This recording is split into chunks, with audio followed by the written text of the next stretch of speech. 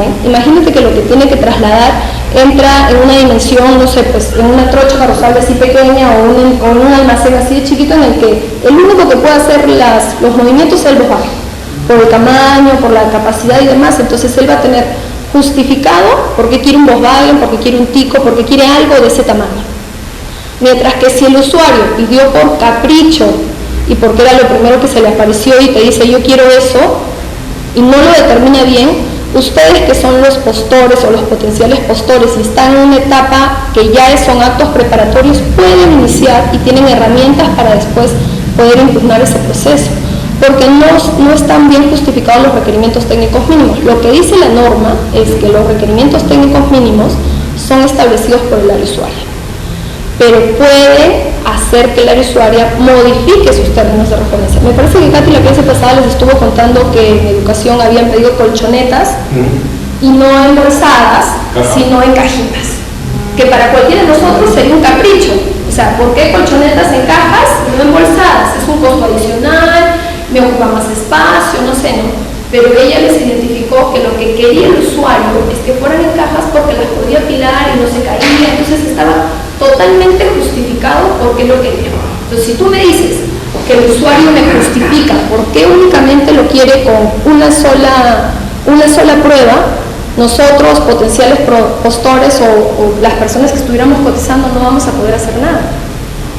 Siempre y cuando esté bien justificado, que era lo que contábamos de las colchonetas. Siempre y cuando no esté justificado, podríamos acarrear ese proceso para una futura nulidad, porque no estaría guardando los márgenes. Para empezar, no estaría conforme a los principios de las contrataciones para eficacia, pluralidad de postores, razonabilidad, o sea, todos esos principios estarían abajo con ese requerimiento que no está realmente justificado, ¿no?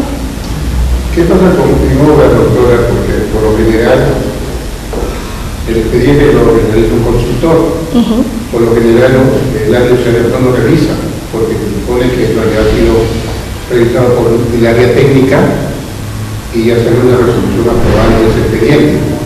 Se convoca y hay ciertos materiales que no hay en el mercado. Se hace la consulta al respecto, no lo quiere cambiar porque el área usuaria no se pronuncia al respecto. Ya estaría una distorsión de valor referencial. Es correcto. Es más, lo que pasa es que tenemos que evaluar si ese producto en el mercado ya no existe o ese producto, ese ítem, esa partida en el mercado ha sufrido un incremento. Porque si sufre un incremento, acuérdense que en los contratos de obra tenemos los reajustes. Y por lo tanto voy a poderle sacar a esa partida un reajuste al momento del pago. Con mi índice de precios, mi fórmula de reajuste y voy a determinar cuánto se incrementó esa partida. Pero si es que la partida no se trata de un bien que se incrementó o se va a incrementar en el tiempo, sino simplemente es que deja de existir y no va a tener que ser reemplazada por otra, igual el postor que gane la obra va a poder sacar un adicional o un deductivo de obra, porque lo que va a decir es, me pedías tejas para la cobertura del techo y pongámonos en el supuesto de que las tejas dejan de comercializarse en el mercado y las tengo que cambiar, no sé, pues por calaminón, ¿no? O sea, hay maneras de cómo poder seguir sacando la ventaja de alguien que ya ejecutó.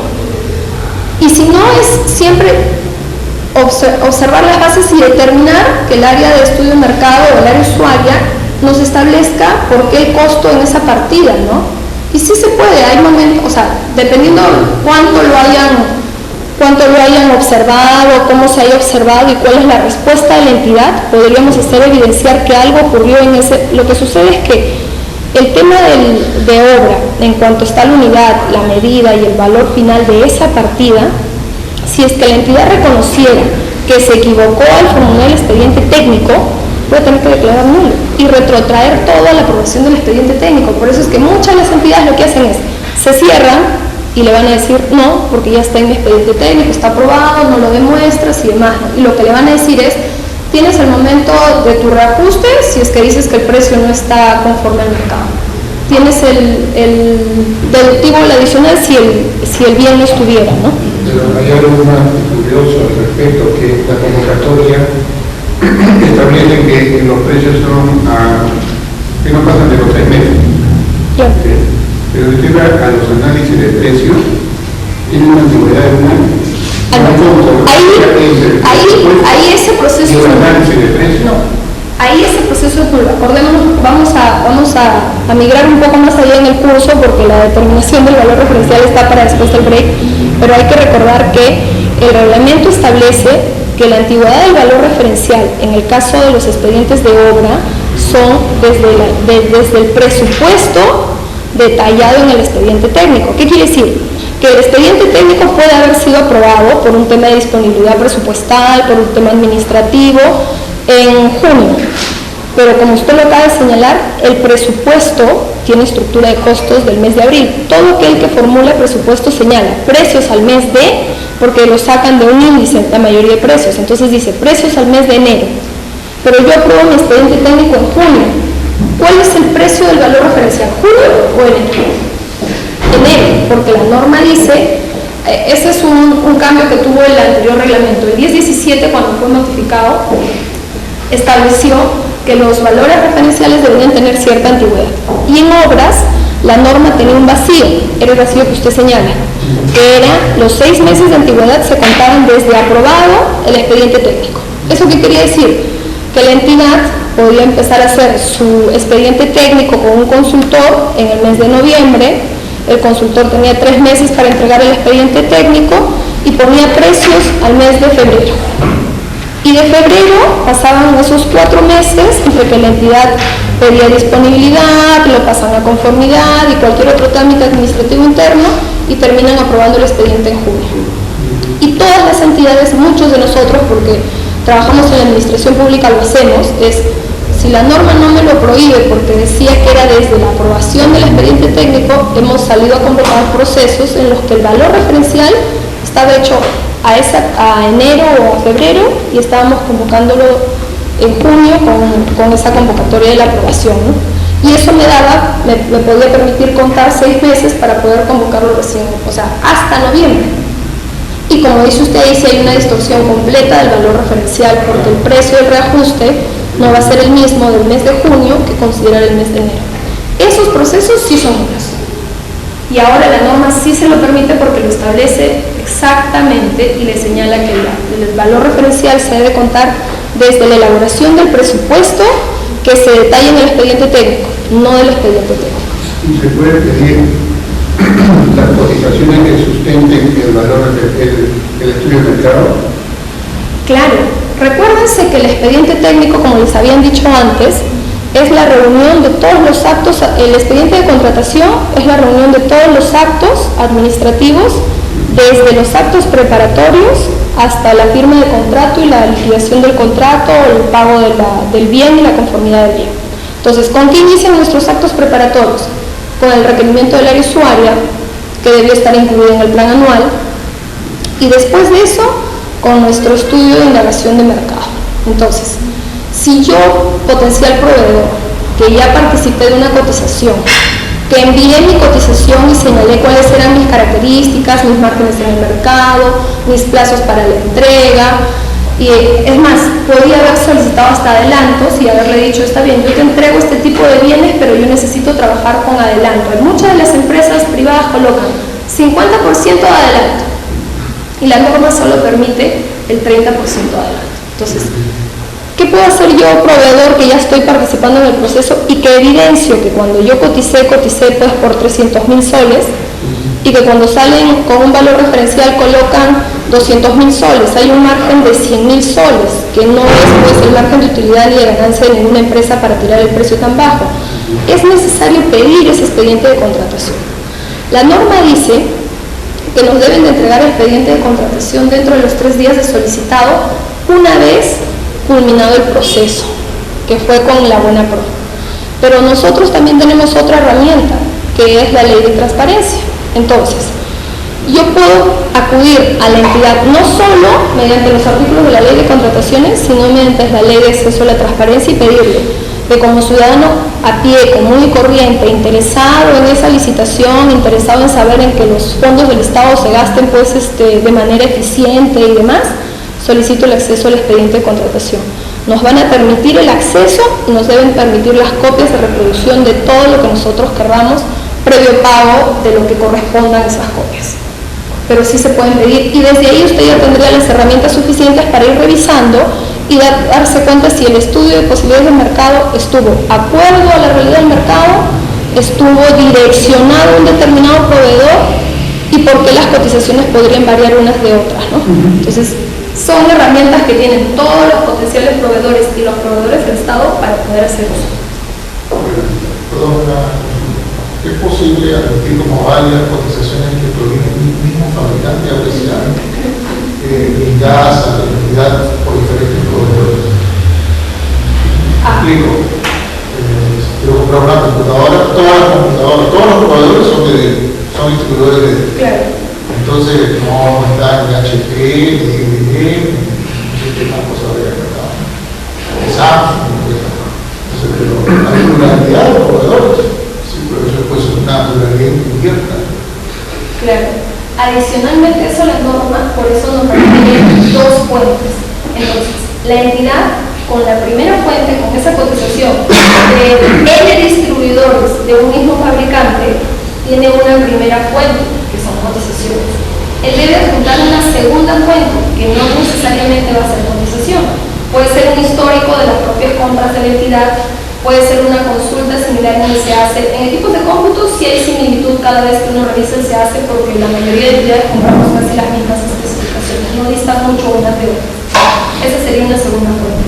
Pero es cierto, ese es un vacío de la norma, porque la norma no establece, o el OCE no ha establecido hasta qué punto la cotización es valente. Lo que dice que debe ser es que son cotizaciones a personas jurídicas o naturales que se dediquen a esa actividad. Tanto así que ustedes van a ver que hay compras chiquitas, que son pues que sobre las menores cuantías, en las que las entidades lo que han hecho es conseguir a los que les decía, ¿no? Las empresas que se crean como Servicios Múltiples S.A. y que vende computadoras, vende equipos de ferretería, vende todo, y me cotiza justamente lo que yo quiero y más o menos al precio que yo necesito. Y también me consigo otra cotización de otra empresa igual y al final termino armando un estudio de mercado a mi medida, con mis potenciales proveedores y cumpliendo lo que me ha pedido la norma. El detalle está en que nosotros, que somos los interesados en participar, que somos los que hemos estado cotizando, empleemos las herramientas que tenemos. Pedir el acceso al expediente de contratación, revisar a nuestros competidores. Yo creo que la mejor herramienta que tienen los que vendemos al Estado es eso, revisar quiénes se presentan a competir con nosotros, quiénes cotizaron en ese expediente de contratación. En obras, muchas de las obras de los procesos de obras que se declaran nulos son porque la presentación de documentos es falsa y la entidad no lo advierte.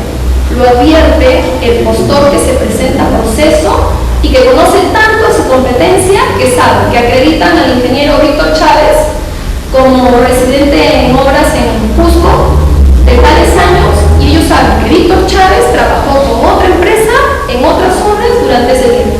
Por lo tanto, la documentación que se acaba de presentar es falsa. Falsa a todas luces porque te adjuntan hasta los contratos en los que Víctor Chávez ha estado participando. Lo que sucede es que las entidades, en virtud del principio de la buena fe, lo que hacen los comités es revisar la documentación y se presentan todas en copias. Y son tan astutos los proveedores que se van a dedicar a este tipo de cosas que te presentan sellos de las municipalidades, sellos de los alcaldes.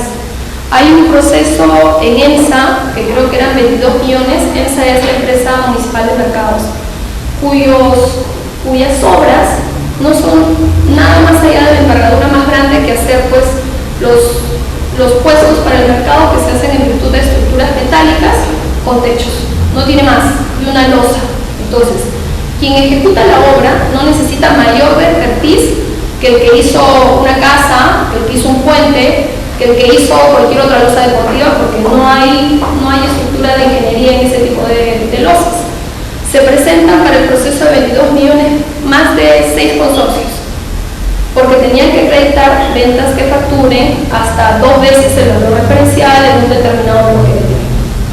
Todos consorciados, y la empresa que gana presentaba contratos con la Municipalidad Distrital de San Martín de Porres por justamente ejecutar losas deportivas, que era similar a lo que se pedía para el mercado.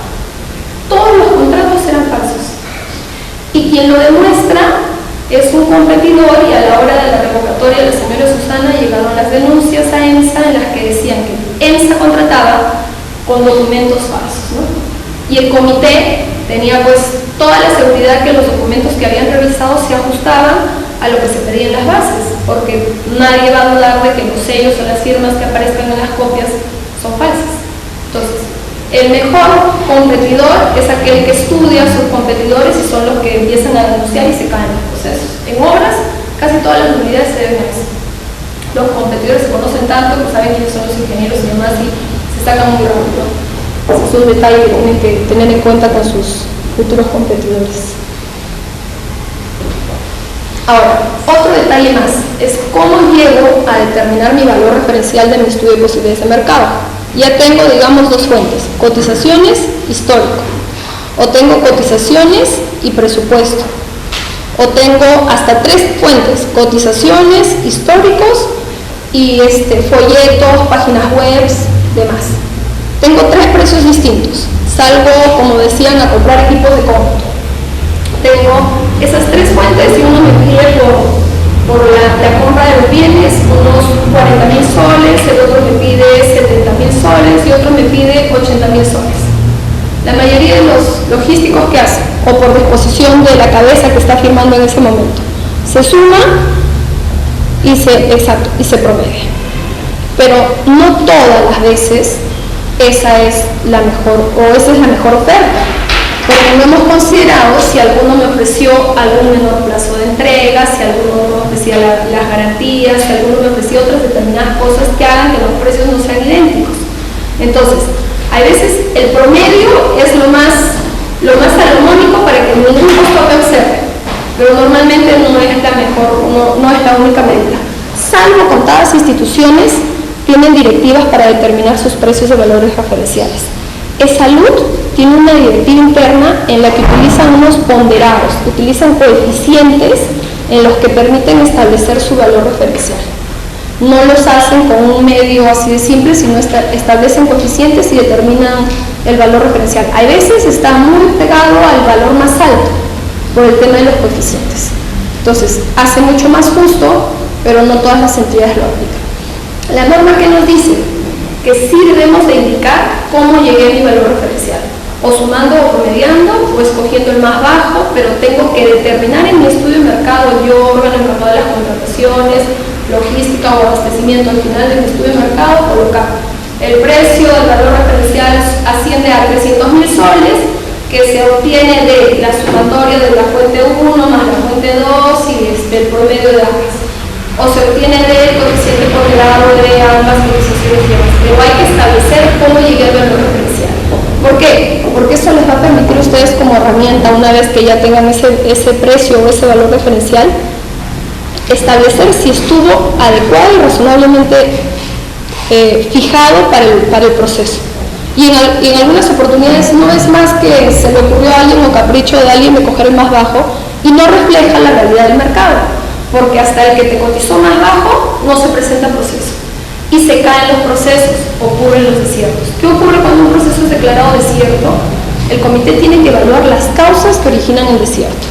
Tiene que verificar si el desierto está porque el señor presentó mal su propuesta, porque nadie se presentó al proceso o porque mis criterios de evaluación eran muy altos y las personas que se presentaron al proceso no obtienen los puntajes establecidos.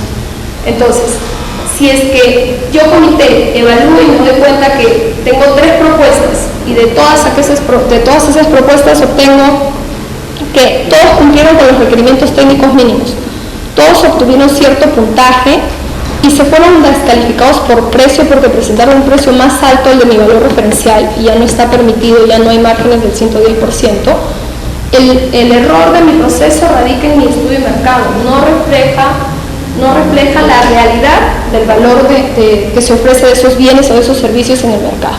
Por lo tanto, van a tener que indicar la causa, remitirlo al órgano encargado de las contrataciones y regresar a verificar el estudio de mercado. Se volverá a hacer un nuevo estudio de mercado y nuevamente salir a convocar otro proceso de servicio. Ahora, el otro detalle es la etapa de ejecución. Esta cotización puede ser en una etapa en que el producto o los materiales estén disponibles. Dame decir, la selva, se cierran los ríos y ya no hay cómo sacar los insumos. Los costos se elevan en la etapa que se va a ejecutar o que se ha dilatado por cierto tiempo. Ese es otro detalle. Entonces distorsiona lo referencial. Acuérdense que nuestros procesos, en el mejor de los ideales, todas las entidades que salen a convocar lo que quieren es que se convoque, no existan consultas, no existan observaciones, no hay plazo, o sea, es mucho más expeditivo, llego a bases integradas muy rápidamente, presentación de propuestas y adjudico. Ese es el ideal de cualquier logístico. Pero ¿qué sucede en la realidad? Ningún contratista va a dejar pasar la oportunidad de presentar consultas y de observaciones. Es el primer error de aquel que quiere contratar con el Estado, que no estudie sus bases y que no consulte, así le quede claro. Así alguien ya le haya explicado que eso es así, consúltalo a la entidad, porque es la entidad la que te va a evaluar en virtud de esas bases.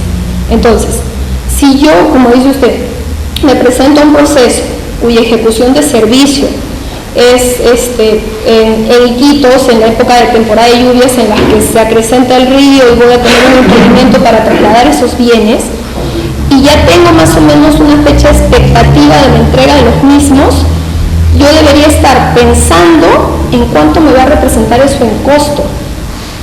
Y dos, también tengo las herramientas que la ley me da, porque eso sería una justificación para pedir ampliación de plazo o para pedir postergación de la entrega de los materiales por un caso fortuito o de fuerza mayor, que es la naturaleza. Porque si yo estoy obligado a entregar o a prestar cierto bien en un lugar en el que la naturaleza no me lo va a permitir por la lluvia, por la crecida del río, estoy dentro de todo mi derecho para solicitar mi ampliación de plazo o mi paralización de labores en el caso de obras. Entonces, eso es lo ideal. Pero la etapa del proceso en sí, si es que la entrega del bien para la fecha de la firma de contrato está supeditado, yo no me presentaría. O sea, porque yo ya sé que en el mercado no va a haber, pero yo ya no puedo regresar a estudio de mercado, yo ya estoy participando del proceso. Entonces, eso sí originaría que si yo no me presento y de repente sabemos que en el mercado somos 4 los proveedores y no nos presentamos, se va a ir a desierto. No creo que habría algún descabellado que sabe que no va a tener los bienes para esa fecha y se presente al proceso, porque o está amarrado con la entidad o tiene algún otro cenami por ahí que le dice que no va a ocurrir lo que ya se tiene probabilizado que ocurra, ¿no? Es más o menos lo que hay que tener en cuenta.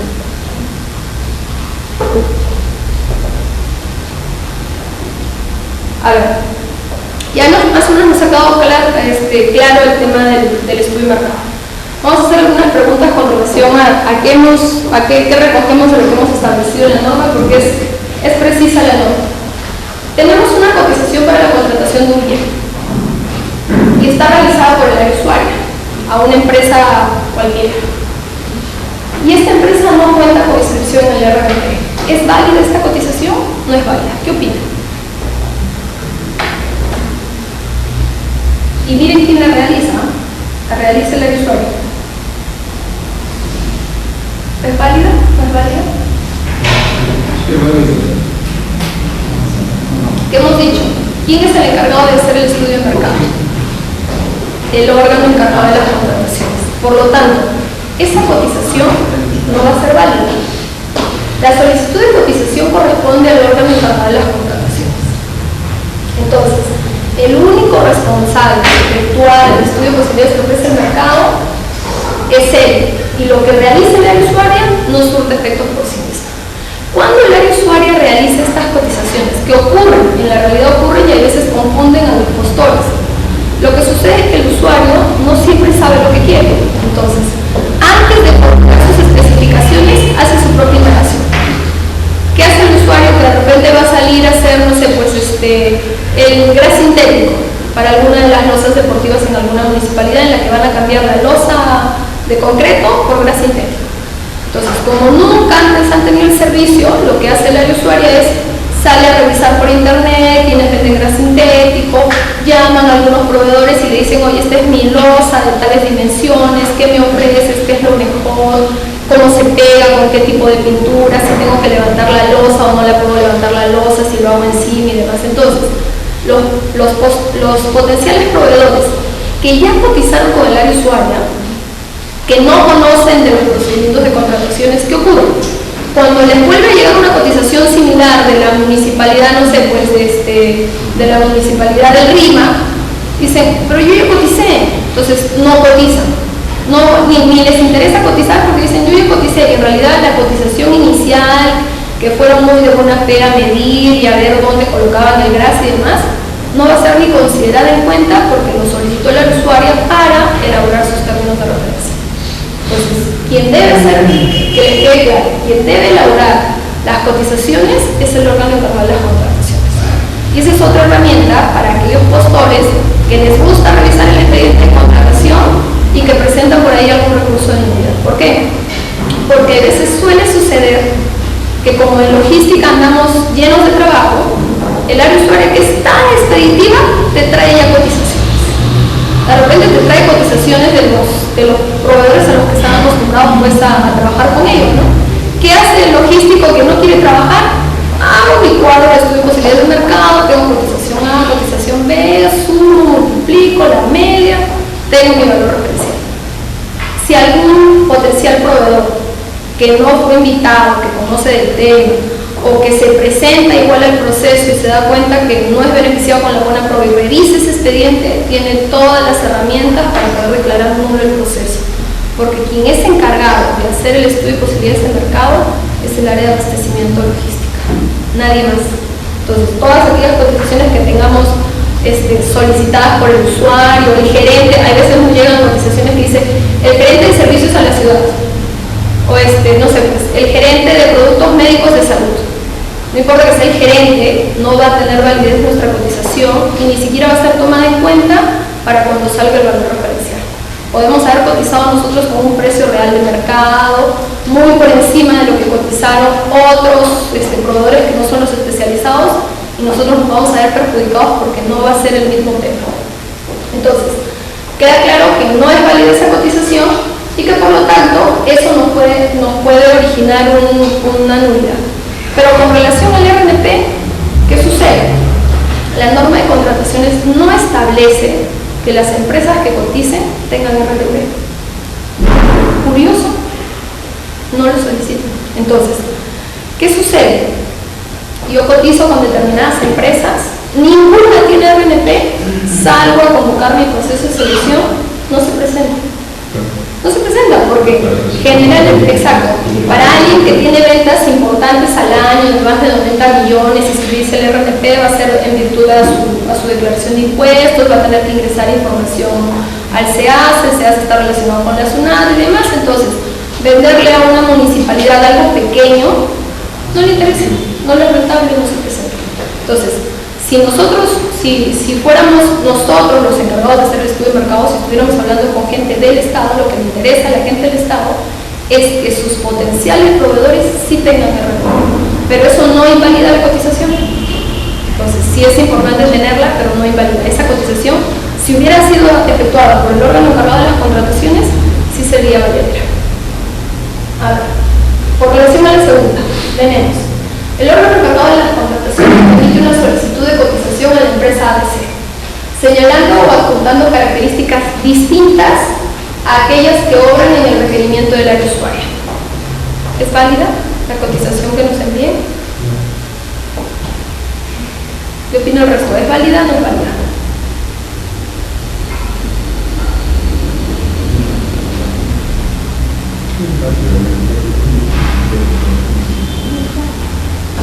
No es válida. ¿Qué dice? Entonces, tenemos que ver dos cosas. Que solicitamos solo empresas. Hay veces, este es el error que genera a veces el área de abastecimiento. A veces solo te piden que cotices, ¿no? Te llega tu solicitud de cotización, muchas veces el correo, cotícenme conforme los términos de referencia adjuntos. Entonces, ¿qué hace la mayoría de empresas que tienen pues N cosas que hacer en la mañana? Agarra, manda su área de presupuesto, ¿cuánto es? No sé, pues 100.000 soles. Cotizan 100.000 soles, el precio del servicio 100.000 soles según los términos de referencia. Muchas veces los términos de referencia que iban adjuntos no eran los términos, no eran los que mandó el área usuaria. O hay veces que ocurre que la empresa que me cotiza tiene algo que diferencia lo que yo pedí, pero por detalles, ¿no? Que en temas técnicos o de informáticos hacen la diferencia total. Yo pido con tales características y ellos me dicen, como yo no tengo esa, tengo una que la supera, te pongo la que supera. Y como el encargado de abastecimiento no va a revisar esa propuesta adjunta, considera el precio. Ese es el primer error. Y el segundo va a ser que yo sí pida todas las características detalladas, como que si fuera una estructura de costos. El postor que quiere presentarse, que quiere ganar, que quiere tener oportunidad en el mercado, debe hacer ese tipo de cotización. Aquella en la que detalla todo. Te digo cuál es mi plazo de entrega, te digo si tengo garantía, te digo lo del mantenimiento, te digo las características, te digo si tengo algún costo adicional por el transporte de entrega fuera de Lima, te digo todo lo que tú necesitas saber para que te des cuenta cuál es mi valor referencial. Entonces, cuando llegue al área de abastecimiento, lo que van a decir es verificar qué pedí yo y qué me dijo él, ¿no? Un checklist para verificar que esté todo completo. Entonces, si la solicitud que me envían detallada me indica que de repente me están ofreciendo, no sé, pues pedí un camión cisterna con una capacidad de más de 900.000 de capacidad de la cisterna arriba mucho mayor, ya me ofrece una menor. No sirve porque no va a ser igual a lo que me pidió el área usuario. Entonces, esas cotizaciones que no estén iguales a los requerimientos técnicos mínimos se desechan, pero sí representan una fuente. ¿Qué quiere decir? La norma me pide que yo tenga más de 2 fuentes. Entonces, mi fuente 1 fueron estas cotizaciones. No las voy a tomar en cuenta porque no se ajustan a las características de mi bien, pero ya tengo una fuente. O sea, lo que voy haciendo es conseguir otra fuente adicional para considerar cuál va a ser el costo. Eso ocurre cuando tenemos bienes muy especializados y estamos enfrascados en no conseguir la segunda fuente. No hay histórico porque nunca se ha comprado, no hay precios en el CAC porque otra entidad no lo ha convocado y solo tengo mis cotizaciones. ¿Cuál sería mi otra fuente? Entonces, me sirve la cotización como fuente, pero no la cumple, por lo tanto no voy a tomar ese valor referencial y la otra fuente podrá ser pues una estructura de costos o podrá ser los folletos o un precio que encuentre yo de algún proveedor en línea, en internet, ¿no? Para considerarla como mi segunda fuente. Y el último caso. Disculpe, pero esa cisterna que usted especifica sería específicamente por la cisterna, no por motorizado. Por la capacidad, o sea. Es la capacidad de la cisterna y el vehículo que lo va a trasladar. Exacto, son dos cosas. En marca hay muchas diferentes potencias. Puede haber una que tenga la misma. Si le cambian la potencia o le ponen una potencia determinada, ese bien estaría direccionado. La mayoría de características cuando se piden ese tipo de bienes es potencia entre un rango. Dice, entre tal rango a tal rango. ¿Por qué? Para que pueda entrar, no sé, pues, las marcas del mercado en ese rango. Pero si yo pongo un solo rango, estoy direccionando. Acuérdense que lo que les decían en la clase pasada, ¿no? Mis requerimientos técnicos mínimos tienen que permitir la participación de los potenciales proveedores. Si yo me cierro en una determinada cosa en la que solo está direccionando una marca, ustedes potenciales proveedores tienen una herramienta de defensa para poder después decir estuvo direccionado, porque no hay la naturaleza de por qué decir no más allá si es que cumple con la necesidad de transportar el bien, ¿no? Si cumple con la función de jalar llevar encima toda la cantidad de agua que tenemos. A ver, la otra. ¿Es legal que el órgano encargado de las contrataciones solicite una cotización a la empresa por correo electrónico y que ésta también me conteste por correo electrónico? ¿Sirven ese tipo de cotizaciones? Sí. Correcto.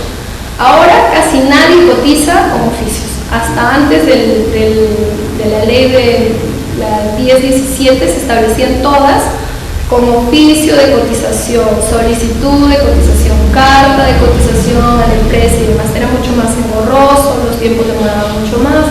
Ahora casi todas las entidades del Estado cotizan a través de correos electrónicos.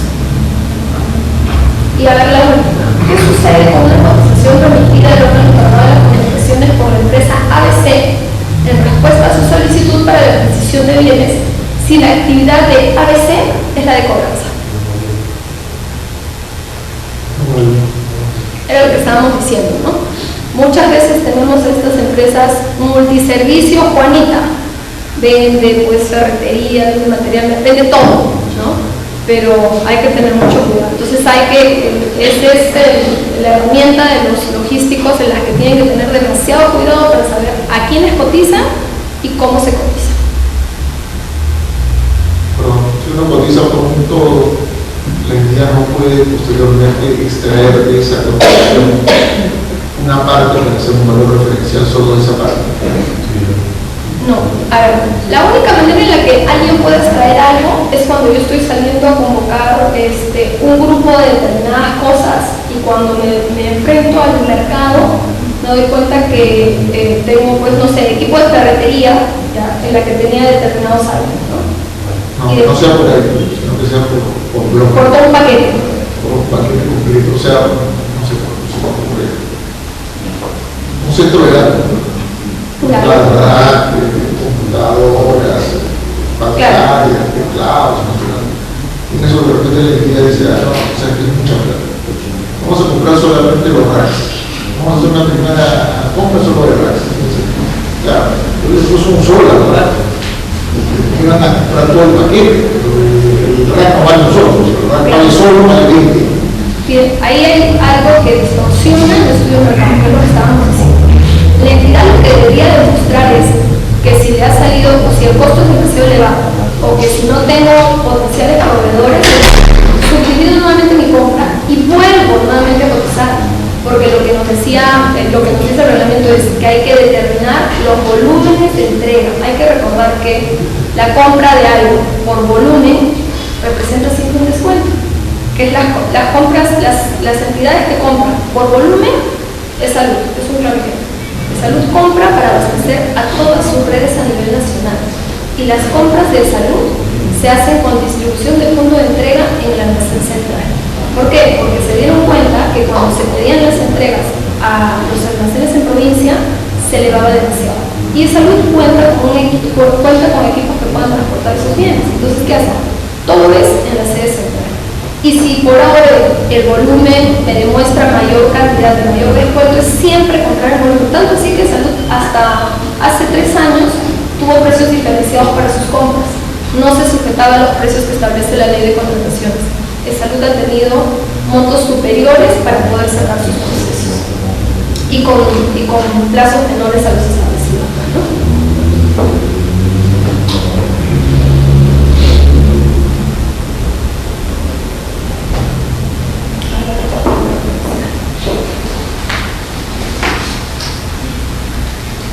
¿Alguien tiene la hora, chicos? ¿A qué hora se sube?